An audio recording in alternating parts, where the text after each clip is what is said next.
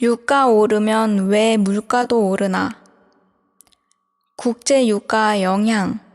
12월 생산자 물가지수 2달째 상향.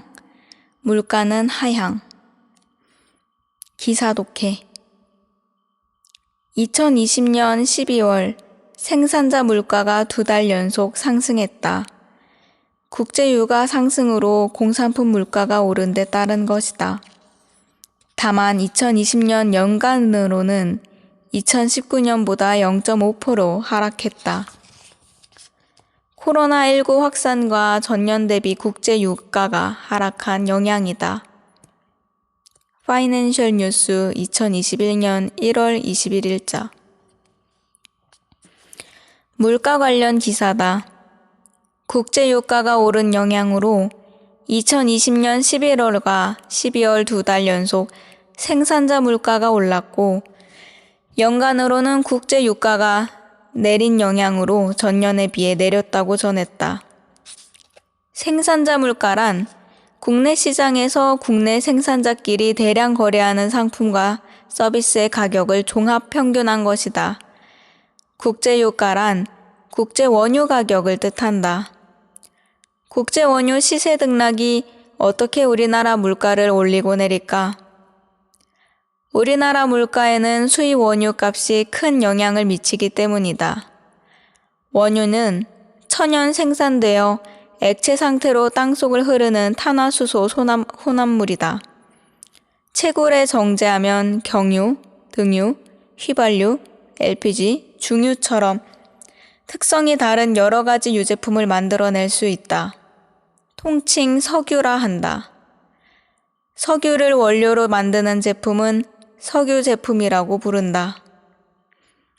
석유 제품은 자동차, 비행기, 배 등 교통수단을 움직이는 필수 동력원이다.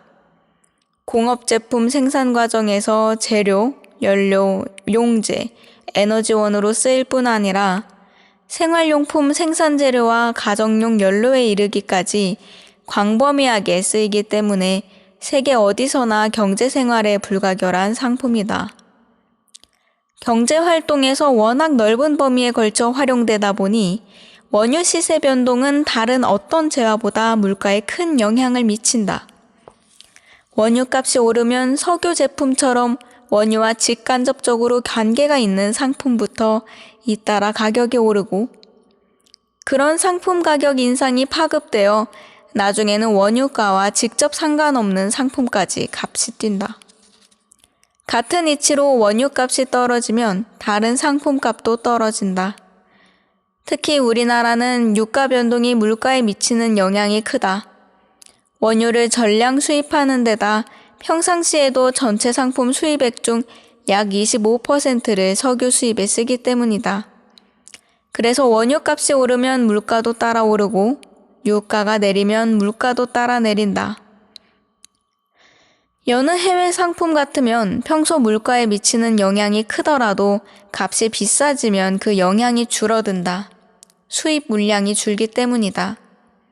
원유는 다르다. 국내 물가에 미치는 영향이 좀처럼 약해지지 않는다. 수입가가 올라도 수입으로 줄이기 어렵기 때문이다.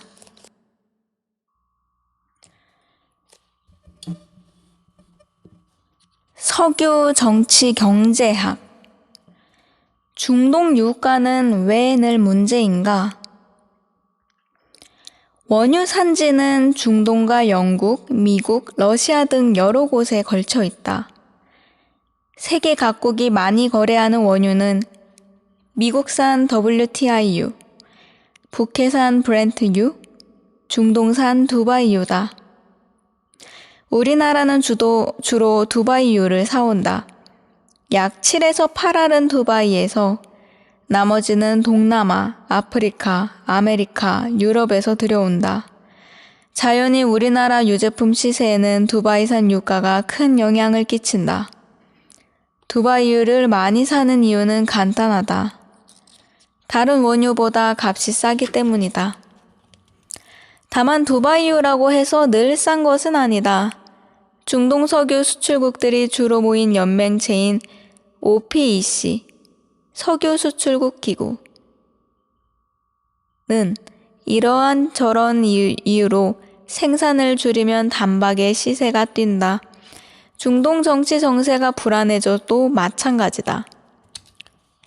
중동에는 늘 종교 분쟁을 비롯해 복잡한 국제정치 역학이 작용한다. 친미 성향 이스라엘이 종교가 다른 아랍 산유국과 늘 적대하고 원유를 채굴해 판매하는 아랍끼리도 종파가 나뉘어 다툰다. 때문에 걸핏하면 전쟁이 난다. 전쟁이 난다고 당장 원유 생산이 줄어들지는 않지만 원유 생산과 판매를 평소처럼 못할 가능성이 생기므로 시세가 뛴다. 중동은 세계 최대 규모의 원유 매장지이고 세계 원유 생산량에서 20% 넘게 차지할 만큼 원유 산지로서 비중이 크다. 중동 원유 수급에 문제가 생기면 세계 전체 수급에 문제가 생겨 유가가 뛴다. 그럼 우리나라처럼 원유를 많이 수입하는 나라는 물가가 올라 경제에 타격을 입기 쉽다. 경제가 잘 굴러가려면 공장을 돌리고 차를 굴리는데 많은 원유가 필요한데 유가가 뛰면 기업은 생산비와 판매비 부담이 커지고 소비자는 소비자 물가 부담이 커지기 때문이다. 물가가 급등하면 국민 경제가 급격히 위축될 가능성이 높다. 실제로 중동 정세가 비상했던 1973년과 1979년에 유가가 급등하자 세계 전체가 심한 물가고를 겪은 적이 있다. 이른바 두 차례의 석유 위기, 오일 쇼크다. 1차 위기는 아랍과 이스라엘 사이에 전쟁이 나면서 발생했다. 유가가 폭등해 많은 나라가 물가고를 겪었다. 2차 석유 위기는 이란에서 반미 민족주의 혁명이 일어나며 발생했다. 혁명이 일어난 이유는 중동에 발을 들인 오일 메이저와 관계가 깊다. 오일 메이저는 1920년대부터 세계 시장을 분할해 원유를 채굴하고 판매했다. 중동 시장도 일찌감치 지배구도에 넣고 사우디아라비아, 쿠웨이트, 이라크, 이란 등 주요 산유국에서 정치 권력과 유착해 원유 시장을 좌지우지했다. 미국 등 서방 주요국은 자국의 본거지를 두고 중동에서 돈 버는 오일 메이저를 군사 외교 측면에서 보호하고 지원했으며 이로써 해외 에너지 자원을 확보하고 패권을 유지하는 무기로 삼았다. 문제는 오일 메이저와 유착한 중동 정권이 자국민과 이해를 달리한 점이다. 이란이 그랬다. 이란에서는 1908년 영국인 기업가가 석유를 발견한 이후 영국과 미국 등 외세가 국정에 개입했다. 낡은 왕조가 권력을 유지할 수 있게 도와주는 대신 오일 메이저가 석유 시추권과 운영권을 확보했다. 제2차 세계대전 이전에는 주로 영국이, 그 이후에는 패권국으로 떠오른 미국이 정권과 유착했다. 그러다 1979년 호메이니가 이끄는 민족주의 혁명이 일어나는 바람에 왕조가 무너졌다.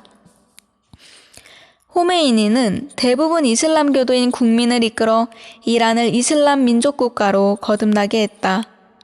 외세를 물리치고 자원을 자주적으로 통제하자며 중동 민족주의를 선동해 중동 국가를 단합시켰고 중동 석유 자원을 탐내는 서방에 정면으로 맞섰다.